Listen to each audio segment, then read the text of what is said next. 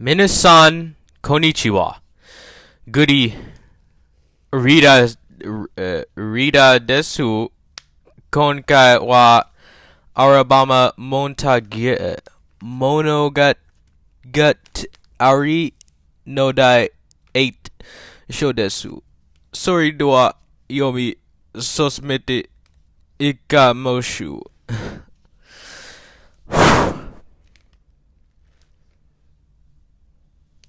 How do you like my Japanese? I've been working on it for several years. Not to brag, but I think I'm a goddamn well, what I'm trying to say is you can slap me on the Japanese king list and I'd fit in perfectly fine. That didn't make any sense. Chapter 8, To Kill a Mockingbird. I'm excited. Let's read. For reasons unfathomable to the most unfathomable to the most experienced prophets in Macomb County, autumn turned to winter that year. We had 2 weeks of the coldest weather since 1995. Damn. Atticus said, bro, I keep saying all these sentences like super weird. We had 2 weeks of the coldest with you know what? I came out too strong. Let's continue from Mr. Avery. Mr. Avery said it was written on the Rosetta Stone that when children disobeyed their parents, smoked cigarettes, and made war on each other, the seasons would change.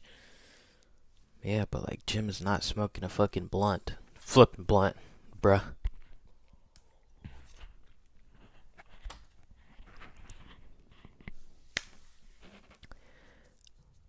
Jim and I were burdened with the guilt of contributing to the aberrations of nature, thereby causing unhappiness to our neighbors and discomfort to ourselves. Damn, old Miss Radley died that winter, but her death caused hardly a ripple.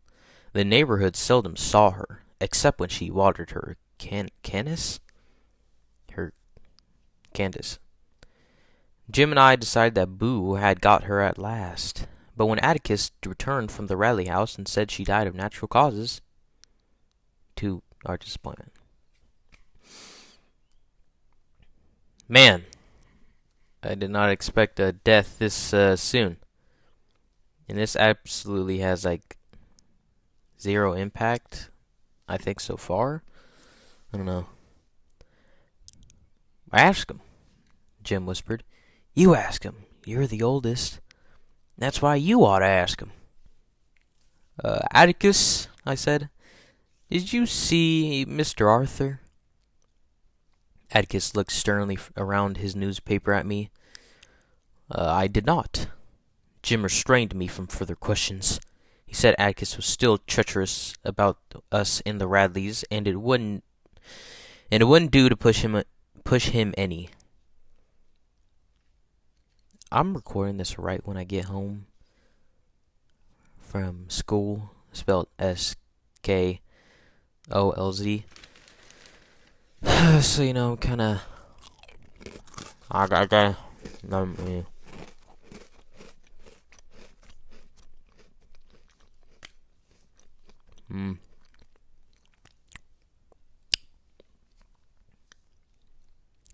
Jim had a notion that Atticus thought our activities that night, last summer, were not solely confined to strip poker. Jim had no firm basis for his ideas. He said it was merely a twitch. Twitch.tv/To-Kill-a-Mockingbird. Next morning, I awoke, looked out the window, and nearly died of fright. My screams brought Atticus from his bathroom half-shaven. The world's ending, Atticus! Please do something! I dragged him to the window and points with my finger. No, it's not, he said. It's snowing. Jim asked Atticus, would it keep up? Jim had never seen snow either. But he knew what it was, of course. Atticus said he didn't know any more about snow than Jim did.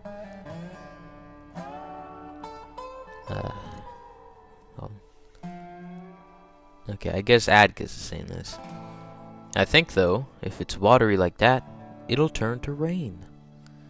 Oh my god. I think I'll take a break between this recording and the other one. I gotta take a shit. Crap. I mean. The telephone rang, and Atticus left the breakfast table to answer it. That was Ula May, he said when he returned. I quote, "As it has not snowed in Macomb County since 1995, there will be no school today." Ula May was Macomb's leading telephone operator.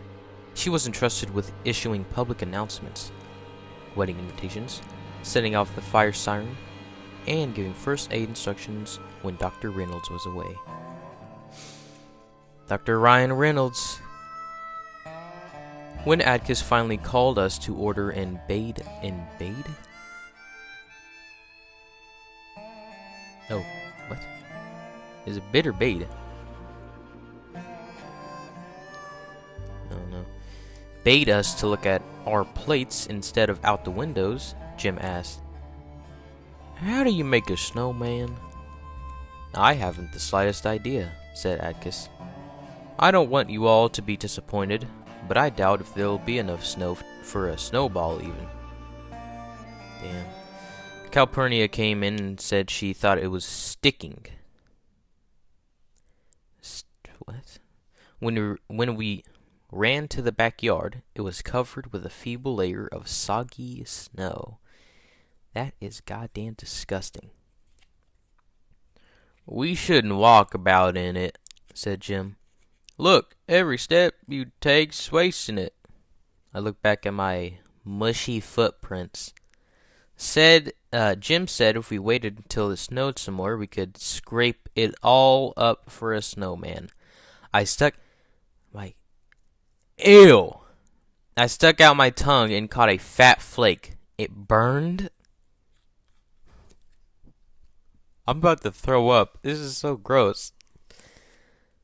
Jim, it's hot! No, it ain't. It's so cold it burns. Now don't eat it, Scout. You're wasting it. Let it come down. But I want to walk in it. I know that. We can go walk over at Miss Maudie's. Might as well. Never mind. Jim hopped across the front yard. I followed in his tracks. When we were on the sidewalk in front of Miss Maudie's, Mr. Avery accosted us. He had a pink face and a big stomach below his belt. Say what you've done, he said. Hasn't snowed in Macomb since Apoctomos. It's bad children like you makes the season change. I wondered if Miss Avery knew how hopefully we had watched last summer for him to repeat his performance, and reflected that if this was our reward, there was something to say for sin. What was his performance again? I can't remember. Didn't he piss on something or something? I don't know. I did not wonder where Mr. Avery gathered his, well, that's a big word, meteorological statistics. I have a level higher than a first grader, okay? Let me take a drink.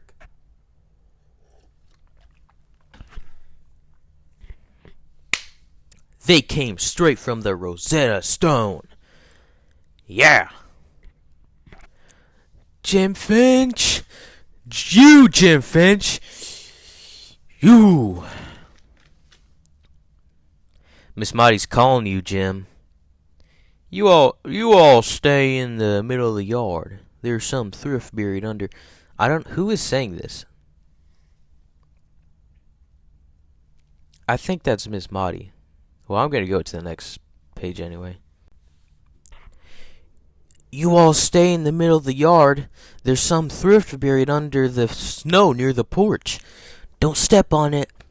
I'm pretty sure that's Miss Maudie talking. Yes, called Jim. It's beautiful, ain't it, Miss Maudie? Beautiful, my hind foot. If it freezes tonight, it'll carry off all my azaleas. Miss Maudie's old sun hat glistened with snow crystals. She was bending over some small bushes, wrapping them in burlap bags. Jim asked her what she was doing that for. Keep 'em warm, she said. How can flowers keep warm?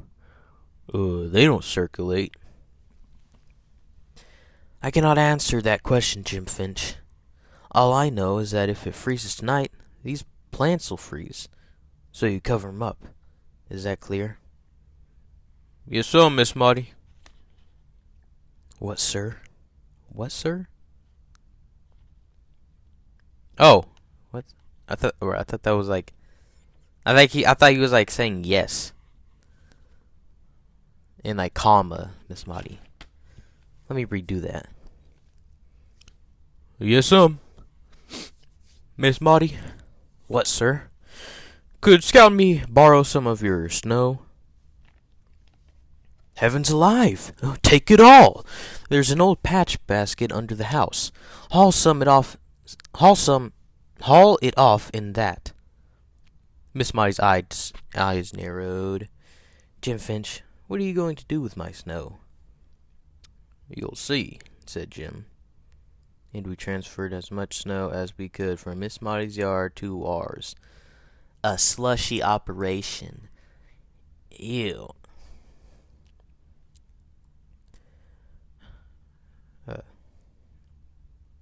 What are we gonna do, Jim? I asked. You'll see, he said. Now get the basket and haul all the snow you can. You can rake up from the backyard to the front. Walk back in your tracks, though, he cautioned. Are we gonna have a snow baby, Jim? No, a real snowman. Gotta work hard now. Jim ran to the backyard, produced the garden hoe, and began digging quickly behind the woodpile, placing any worms he found to one side. He went in the house, returned with the laundry hamper, filled it with earth, and carried it to the front yard. When we had 5 baskets of earth and 2 baskets of snow, earth being just dirt, Jim said we were ready to begin. Don't you think this is kind of a mess? I asked. Looks messy now, but it won't be later, he said. Jim scooped up an armful of dirt, patted it onto a mound, on which he added cut off sentence. Continue sentence, another load. And another until he had constructed a torso. Jim, I ain't never heard of a black snowman, I said. He won't be black long, he grunted. Jim procured some peach tree switches from the backyard, plated them, and bent them into bones to be covered with dirt. He looks like Miss Stephanie He looks like Stephanie Crawford with her hands on her hips, I said. Fat in the middle and little bitty arms. I'll make 'em bigger. Jim sloshed water over the mud man and added more dirt. He looked thoughtfully at it for a moment. Then he molded a big stomach below the figure's waistline. Jim glanced at me, his eyes twinkling. Mr. Avery's sort of shaped like a snowman, ain't he? Jim scooped up some snow and began plastering it on. He permitted me to cover only the back, saving the public parts for himself. Gradually, Mr. Avery turned white. That's crazy. Using bits of wood for eyes, nose, mouth,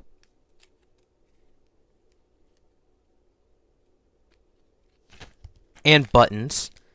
Jim succeeded in making Mr. Avery look cross. A stick of stove wood completed the picture. Jim stepped back and viewed his creation. "It's lovely, Jim," I said. "Looks almost like he talked to you." "It is, ain't it?" he said shyly. We could not wait for Atticus to come home for dinner. But called and said we had a big surprise for him. He seemed surprised when he saw most of the back front sorry, my whole goddamn house was shaking for a moment. He seemed surprised when he saw most of the backyard and the front yard. Okay. But he said we had done a Jim dandy job. I didn't know how you were... no, I thought Jim was saying that. Sorry. I didn't know how were you... I got a bag over here. It's acting as my test dummy. I didn't know how you were going to do it, he said to Jim. But from now on, I'll never worry about what you... I want to cut all that out. But I'm not going to. I didn't know how you were going to do it, he said to Jim. But from now on, I'll never worry about what'll become of you, son. You'll always have an idea.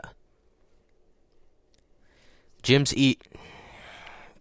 ears reddened from Atticus' compliment, but he looked up sharply when he saw Atticus stepping back. Atticus squinted at the snowman a while. He grinned, then laughed. "Son, I can't tell what you're going to be. An engineer, a lawyer, or a portrait painter. You've perpetrated a near libel here in the front yard. We've got to disguise this fellow." Oh my God. Atticus suggested that Jim hone down his creation's front a little, swap a broom for the stove wood, and put an apron on him. Jim explained that if he did, the snowman would become muddy and cease to be a snowman. "I don't care what you do, so long as you do something," said Atticus. "You can't go around making caricatures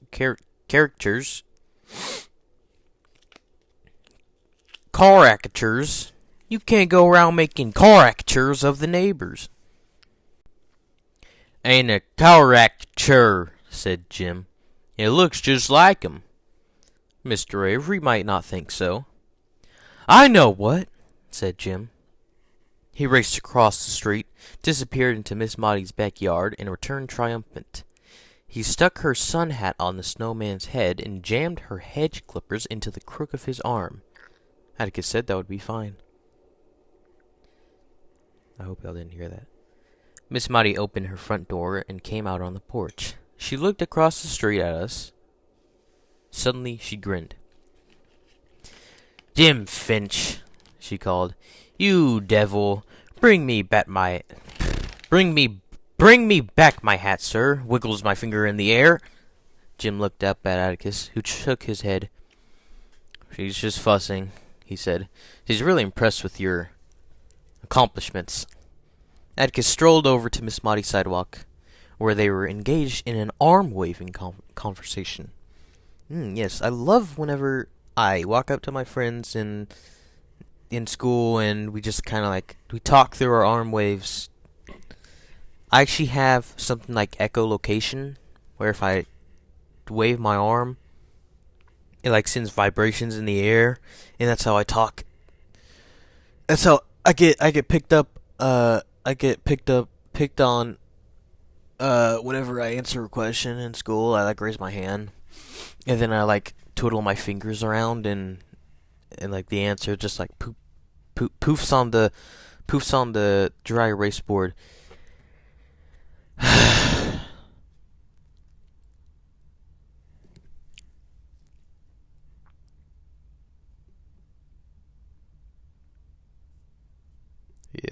Yeah.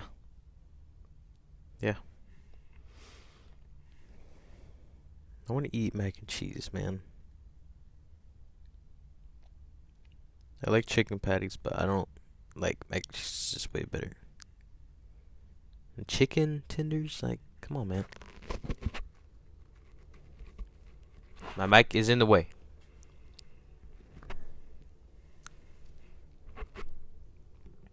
The only phrase of which I caught was erected in absolute morphodite in that yard!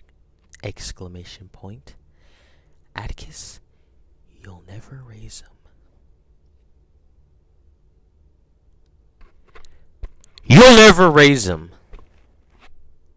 The snow stopped in the afternoon. The temperatures dropped. And by nightfall, Mr. Avery's dearest predictions came true. Calpurnia kept every fireplace in the house blazing. But we were cold. When Atticus came home that evening, he said we were in for it, and asked Calpurnia if she wanted to stay with us for the night. In for it? In what way? What does that mean? Calpurnia glanced up at the high ceilings and long windows, and said she thought she'd be warmer at her house. Atticus drove her home in the car. Before I went to sleep, Atticus put more coal on the fire in my room. He said the thermometer registered 16. That was the coldest night in his memory. And that our snowman outside was frozen solid. Minutes later, it seemed, I was awakened by someone shaking me.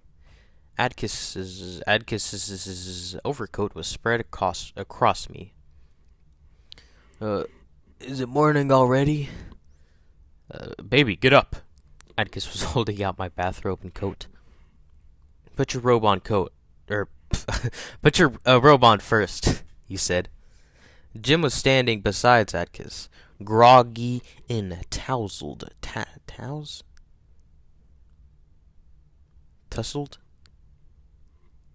He was holding his overcoat close at the neck. His other hand was jammed into his pocket. He looked strangely overweight.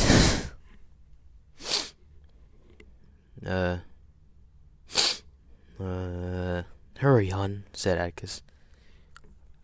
Here are your shoes and socks. Stupidly, I put them on. Is it morning? No, it's a little after 1. Hurry now. That something was wrong finally got through to me.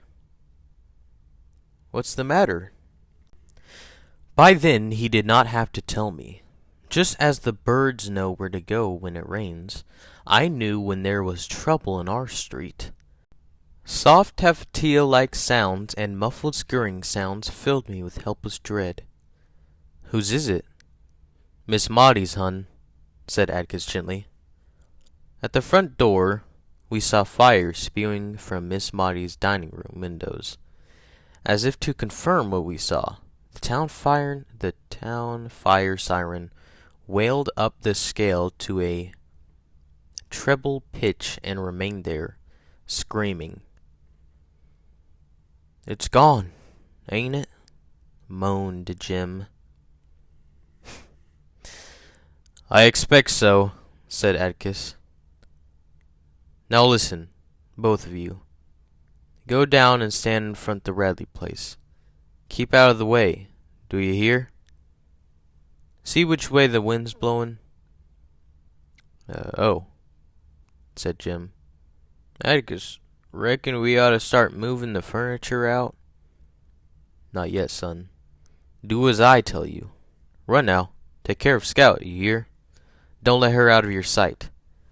With a push, Atticus started us towards the Radley front gate.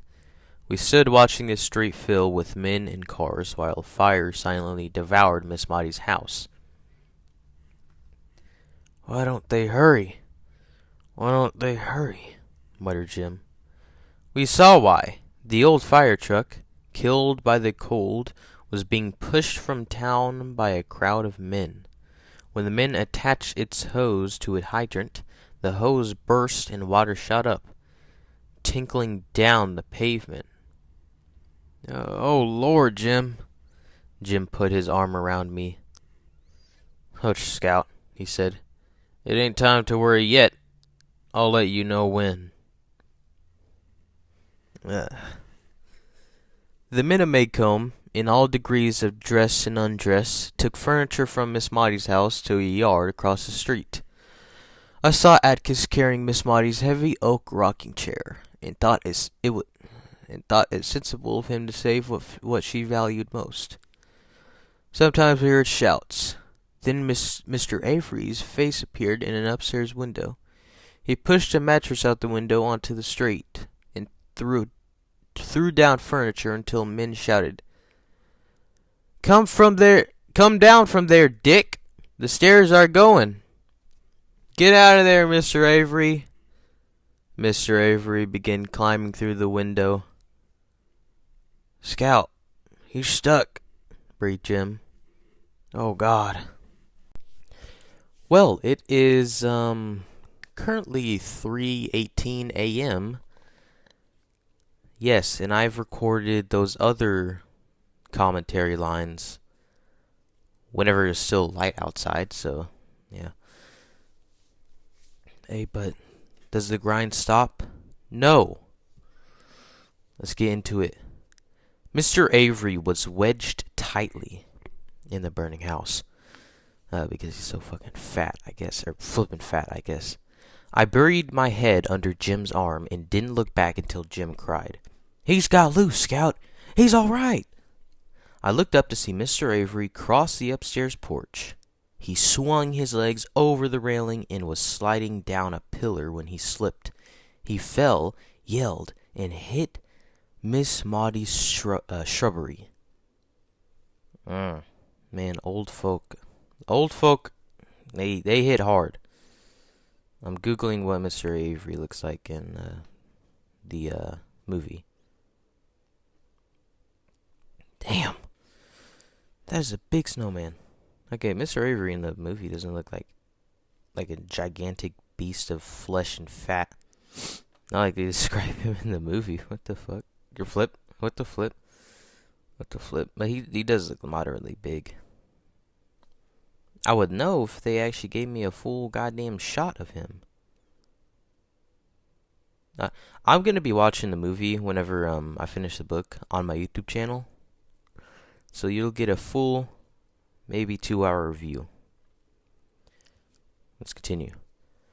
Suddenly, I noticed that the men were backing away from Miss Maudie's house, moving down the street towards us. They were no longer carrying furniture. The fire was well into the second floor and had eaten its way to the roof.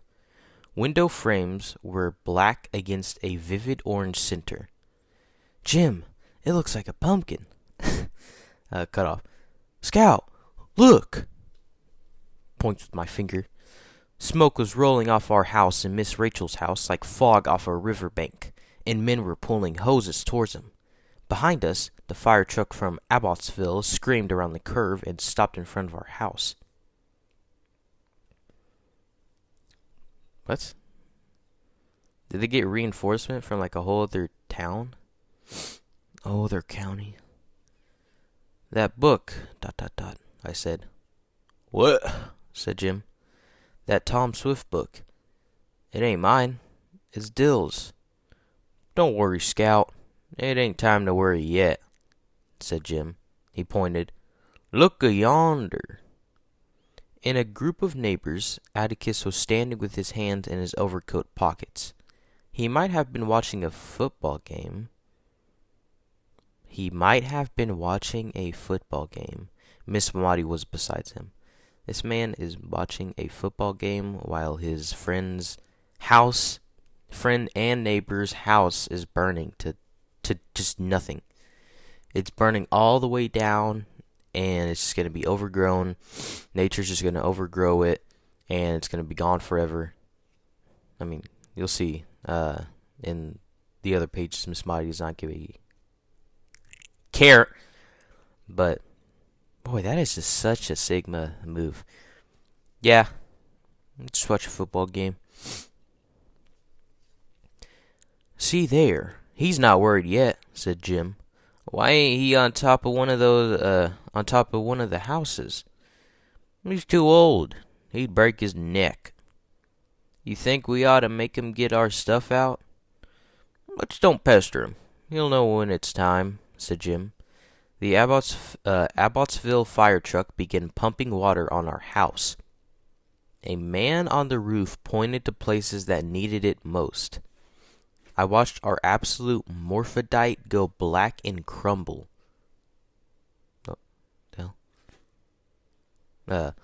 Miss Maudie's sun hat settled on top of the heap. Oh, morphodite. Are they talking about the snowman?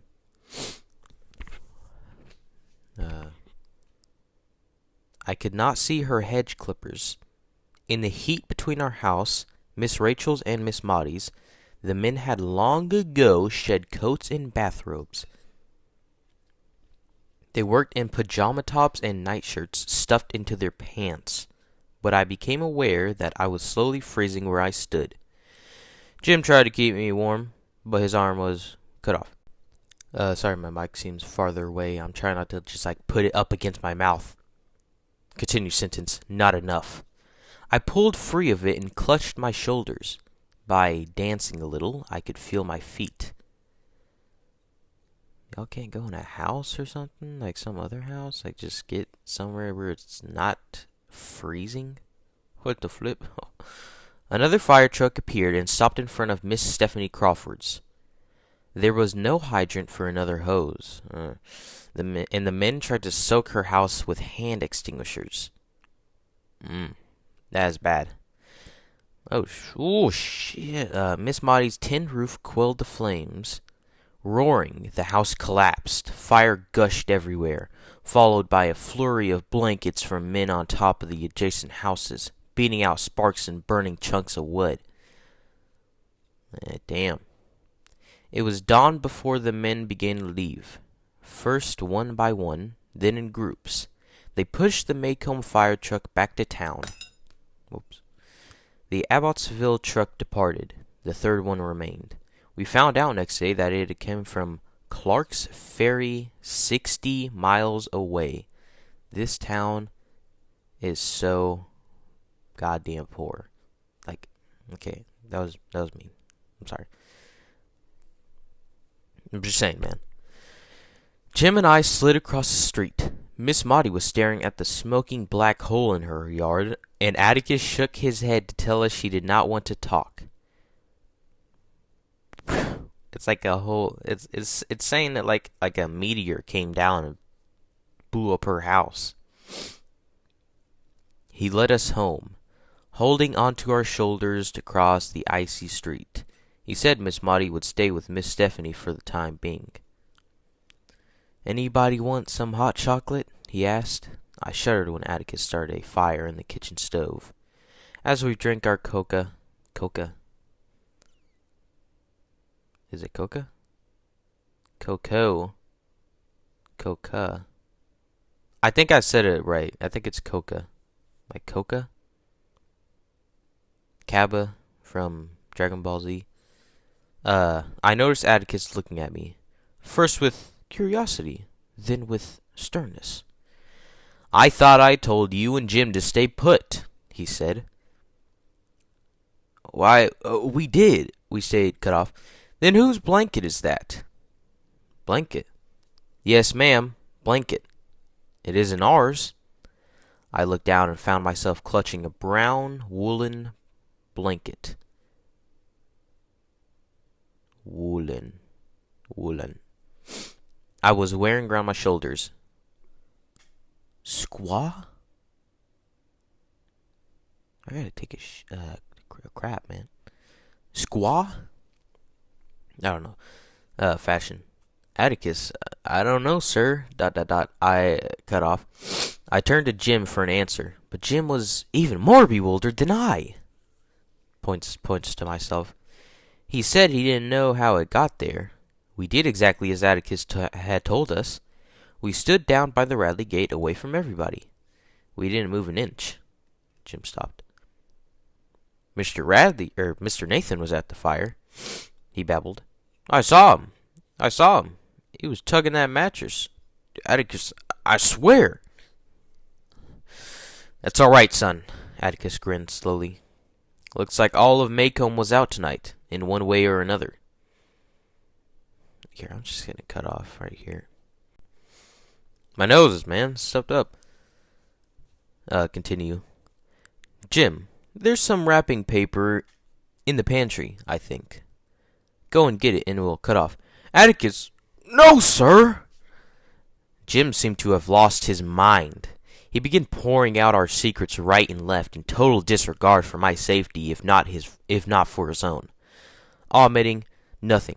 Knothole, pants, and all.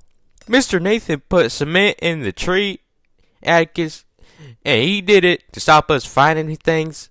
He's crazy, I reckon, like they say. But Atticus, I swear to God, he ain't never harmed us. He ain't never hurt us. He could have cut my throat from ear to ear that night, but he tried to mend my pants instead. He never hurt us. Atticus cut off. Atticus said, "Whoa, son." Whoa. He gently, so gently that I was greatly heartened. It was obvious that he had not followed a word Jim said, for all Atticus said was, "You're right. We'd better keep this in the blanket to ourselves. Someday, maybe, Scout can thank him for covering her up." "Thank who?" I asked. "Boo Radley. You were so busy looking at the fire, you didn't know when he put the blanket around you." See, this, I can't wait until Boo Radley joins the book. I'm not quite there in my school life. I'm gonna be so happy whenever it happens. I'm like ready to see this man, Arthur. My stomach turned to water, and I nearly threw up when Jim held out the blanket and crept towards me. "He sneaked out of the house, turned around, sneaked up, and went like this," Atticus said dryly. "Do not let this inspire you to further glory, Jeremy.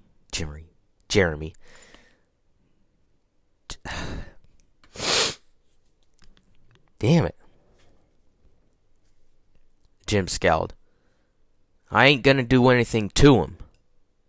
But I watched the spark of fresh adventure leave his eyes. "Just think, Scout," he said.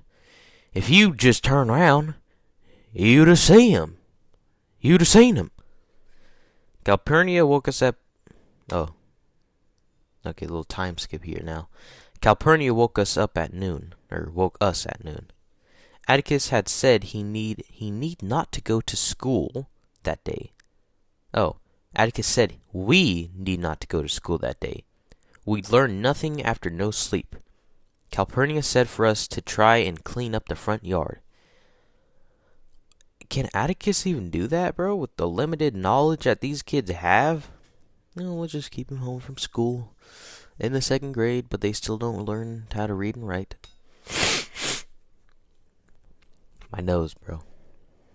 It's always something. Miss Maudie's sun hat was suspended in a thin layer of ice, like a fly in amber, and we had to dig under the dirt for her hedge clippers. We found her in the backyard, gazing at her frozen, charred azaleas. Wait, was she in... Oh, no, she was in Miss Stephanie's house. Okay. "We're bringing back your things, Miss Maudie," said Jim. "We're awfully sorry."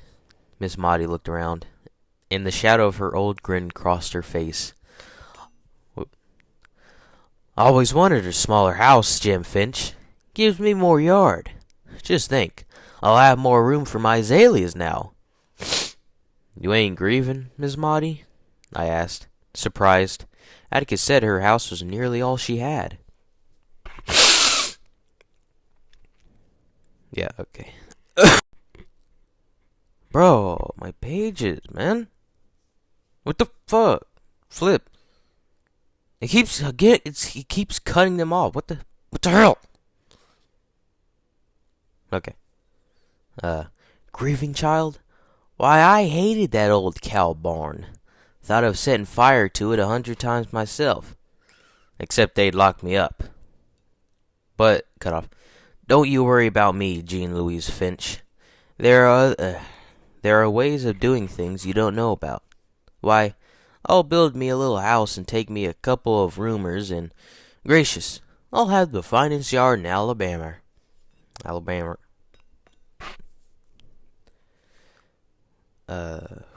don't know how the hell to say that. Bellengrass? Those Bellengrass look plain puny when I get started. Okay. Jim and I looked at each other. How'd it catch, Miss Maudie? He asked. I don't know, Jim. Probably the flue in the kitchen. I kept a fire in there last night for my potted plants. Hear you had some unexpected company last night, Miss Jean Louise. Didn't Atticus just say...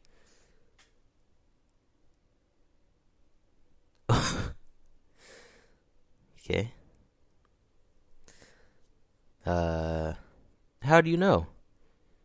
Atticus told me on his way to town this morning. Tell you the truth, I'd like to... Damn it. I'd like to have been with you. And I'd have had enough sense to turn around, too. Yeah, Miss Maudie, like... I think it says... about Arthur and Miss Maudie, they were like a little relationship thing. Where they used to like... Or she would see him as a kid. I don't know if this is in this chapter or the other one. But like, Miss Maudie like knows Arthur. Like, boo. The hell did I call him? Miss Maudie puzzled me. With most of her possessions gone, and her beloved yard a shambles, she still took a lively and cordial interest in Jim's and my affairs. You know what that is, class? That's courage. She must have seen my perplexity. She said, Only thing I worried about last night was all the danger and commotion it caused. This whole neighborhood could have gone up. Mr. Avery will be in bed for a week. He's right stove up. He's too old to do things like that. And I told him so. Soon as I can get my hands clean, and when Miss Stephanie's not looking, I'll make him a lane cake. That Stephanie's been after my recipe for 30 years, and if she thinks I'll give it to her just because I'm staying with her, she's got another thing coming. I reflected that if Miss Maudie broke down and gave it to her, Miss Stephanie couldn't follow it anyway. Dumb poo-poo head Miss Stephanie. Miss Maudie had once let me see it, among other things. The recipe called for 1 large cup of sugar. I'd overdose on that. What the hell? It was a still day. The air was so cold and clear we heard the courthouse clock clank, rattle, and strain before it struck the hour. Damn. Miss Maudie's nose was a color that Miss Maudie's nose was a color that I had never seen it before, so I inquired about it. I've been out here since 6 o'clock, she said. Should be frozen by now. She held up her hands. A network of tiny lines crisscrossed her palms, brown with dirt and dried blood. Has she been fighting in a war? What the hell? What the heck? Heck, Tate, the sheriff. You've ruined him, said Jim. Why don't you get a colored man? There was no note of sacrifice in his voice when he added, or scouting me. We can help you. Like a maid. Or not like a maid, like an assistant. Miss Maudie said, Thank you, sir, but you've got a job of your own over there. She pointed to our yard. You mean the morphodite? I asked. Shoot, we can rake 'em up in a jiffy. Miss Molly stared down at me, her lips moving silently. Suddenly, she put her hands to her head and whooped. When we left her, she was still chuckling. Jim said he didn't know what was the matter with her. That was just Miss Molly. Oh, you silly little neighbor, you. Closing thoughts for this chapter. I can't remember if this is 8. But this is... I really hyped this thing up so much. Yeah, chapter 8. I really hyped it up so goddamn much. And, you know, things did pull off. Things happened, obviously. But, like, I wouldn't say, like, enough for it to be, like, oh, such a turning point for the book. I would say it is a turning point for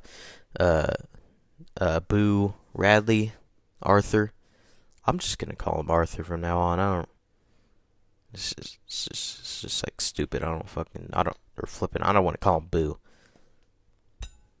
Like this man is not Casper the Ghost. But yeah, this is like a turning point for his character. Because I don't really think quote unquote what'd they call him? A goddamn paranormal spectre or whatever. Goddamn poltergeist. Yeah, I don't think the devil of hell would put a blanket over a freezing little girl. No, I don't think that. So like this really shows that he's not like a goddamn ghost that comes out at night and mangles little babies and their pets. I'm still freaked out about what Miss Stephanie said when it detailed him looking at her through the window. I'm actually scared as hell right now even saying that because I don't like that and it makes me scared. I'm currently looking at my window and I am scared. So I'm probably gonna hop off. I didn't know this book was a horror book. Some other thoughts. Mr. Avery, I guess, is fat, and I'm running out of thumbnail ideas. That's it. Catch you on the flip side, fam lamb.